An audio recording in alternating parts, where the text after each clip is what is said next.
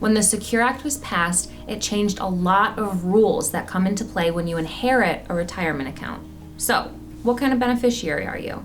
In most cases, the stretch IRA that had been around for so long was eliminated, and it was replaced with what they call the 10-year rule.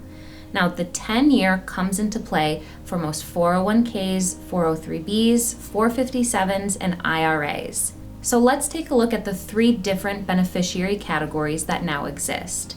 The first category we're going to talk about are non-designated beneficiaries, or NDBs. NDBs are not people. NDBs are typically a trust, an estate, or a charity.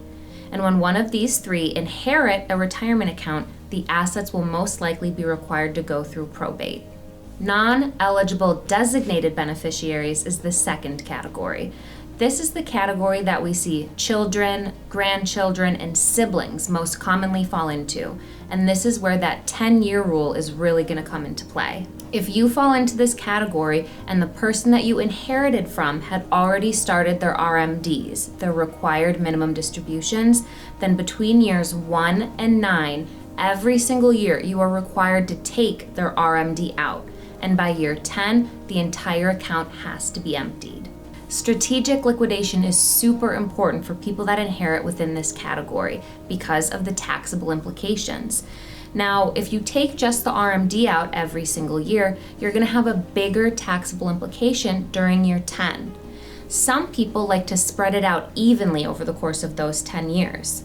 And again, even if you're not required to take an RMD out each year, remember, by year 10, the account has to be emptied. You are no longer allowed to stretch over the course of your lifetime like you previously were. The last category of beneficiaries that we have is called the eligible designated beneficiary. This is now the only group of people that can continue the stretch IRA. To qualify as an eligible designated beneficiary, you must fall into one of these 5 categories. 1, a surviving spouse. 2, a minor child under the age of 21. 3, a disabled individual. 4, a chronically ill individual. Or 5, you must be less than 10 years younger than the decedent. If you do not fall into one of those 5 categories, then you are required to do the 10-year rule.